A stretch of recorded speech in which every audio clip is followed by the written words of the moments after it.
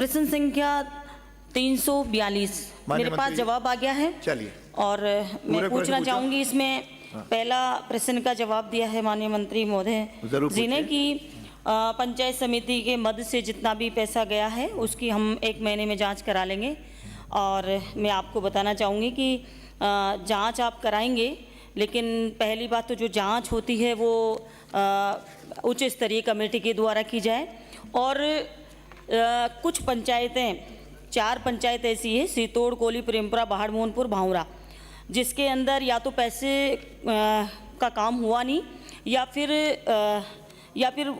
ये जो भावरा पंचायत है इसमें उप प्रधान जो आप ही की पार्टी का है, इसने लिख के दिया है। ये शब्द नहीं है आपकी पार्टी का, आप तो सीधा प्रश्न पूछो। हाँ, तो ये इसने लिख के शिकायत की है कि भावरा पंचायत में सरपंच नहीं है, तो पंचायत का पूरा पैसा ऐसे ही उठा लिया जाता है और पंचायत समिति मद से थोड़ा बहुत काम कराया है, तो उसकी स्पष्टली जांच हो जाए। इसके अलावा और जो कर्मचारी है उन पे दबाव बनाया जाता है कि सीधा पैसा निकाल कर दे, नहीं तो तुम्हें ट्रांसफ़र कर दिया जाएगा। तो अलग अलग वहाँ के कर्मचारियों से पूछा जाए कि आपके ऊपर किस तरीके का प्रेशर बनाया जा रहा है। तो मैं चाहूँगी कि ये जांच तो ठीक है आप करा लेंगे, लेकिन दूसरा जो खंड 2 है, तो मैं 1 महीने के अंदर बोल दिया है आपने, लेकिन खंड 2 है उसके अंदर पेड़ काटने का है। एक तो हम माँ के नाम पेड़ लगा रहे हैं, और पेड़ों की कटाई, एक आम आदमी पेड़ काट लेता है तो उसके खिलाफ मुकदमा दर्ज हो जाता है।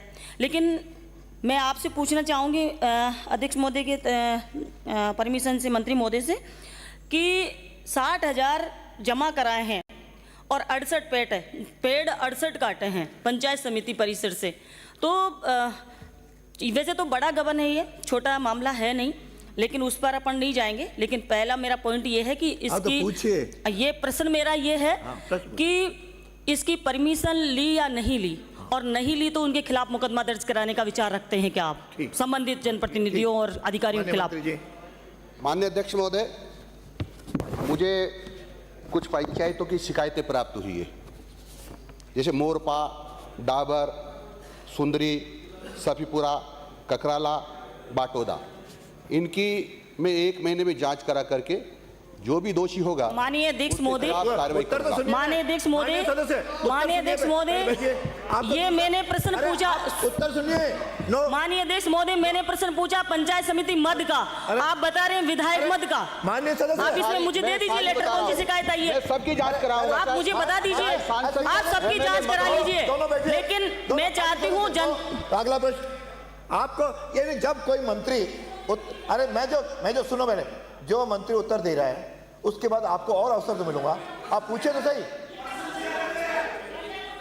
तो आप इसका नाम खड़े होकर के जवाब दोगे। अगर पूछे कि साहब दूसरे जगह मैं जवाब दूंगा, ये तरीका नहीं है। पूछे मंत्री मोदी, मैं ये पूछना चाहती हूँ कि जिस तरीके से आपके पास जो लेटर है उसके अंदर जो पंचायतों का नाम दिया गया है उसमें पंचायत समिति मद से कोई जांच का मैंने जो प्रश्न लगाया है वो अलग है, आप जो जवाब दे रहे हैं वो अलग है।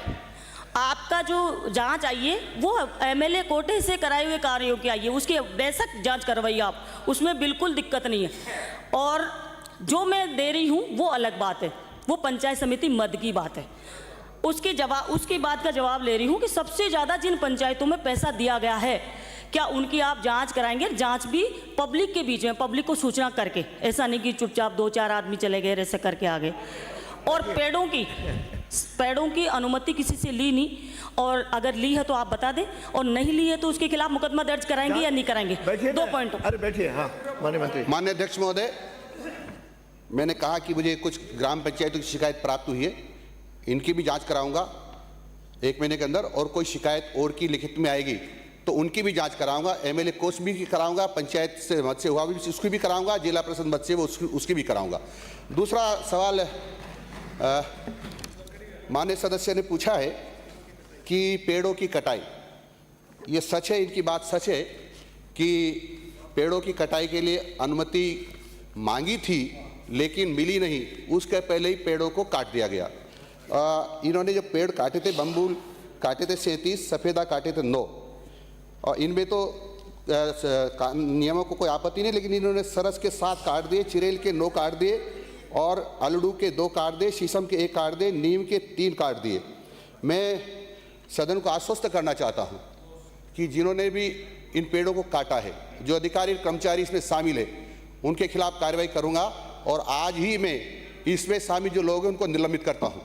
धन्यवाद। अगला प्रश्न है श्री चुन्नीलाल।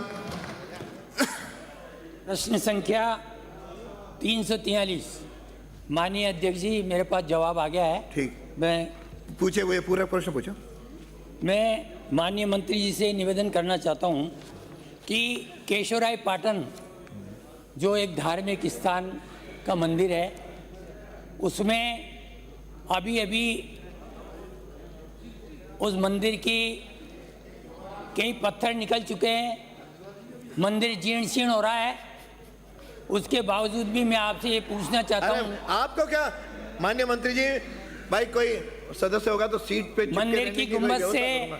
पत्थर निकल चुके हैं। मैं मंत्री जी से ये पूछना चाहता हूँ मेरे से कि बिना पूछे मत आपने पूछो। उसके लिए कितना बजट पास किया है, और जो केशवराय पाटन मंदिर में जो जमीन है आप ही आपने सदस्य पूछ बताई रहे कि 399 बीघा हेक्टेयर जमीन है, तो उसका पैसा कहाँ जाता है, ये बताने का कष्ट करें। माननीय मंत्री जी, ठीक इसी तरह पूछो, कहाँ जाता है, क्या करता है, पूछो। माननीय अध्यक्ष महोदय, केशवराय पाटन मंदिर प्रत्यक्ष परबार मंदिर श्री केशवराय पाटन है, और इसमें एक और मंदिर है राजकीय आत्मनिर्भर मंदिर श्री राधा दामोदर जी के पाटन।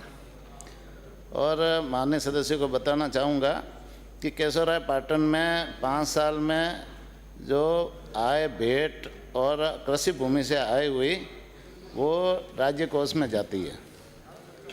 और दूसरा मंदिर है राधा दामोदर जी पाटन, जो बहुत ही छोटा मंदिर है, और मुख्य मंदिर केशवराय पाटन मंदिर से 500 मीटर दूर है, इसलिए सारे श्रद्धालु मुख्य मंदिर में ही आते हैं। मंदिर के अधीन कोई कृषि भूमि नहीं है, इसके अधीन एकमात्र व्यावसायिक संपदा है जो छोटी है, वह इसका उपयोग मंदिर में उपयोग होने वाली सामग्री आदि रखने के लिए होता है। इस मंदिर में कोई तरह की आय नहीं है। माननीय मैं सदस्य, मंत्री जी, आपने मेरे प्रश्न का उत्तर नहीं दिया। मैं ये कह रहा हूँ कि 399 बीघा जमीन, हेक्टर जमीन, इसका पैसा देवस्थान विभाग में जाता है या अन्य कोई और जगह जाता है?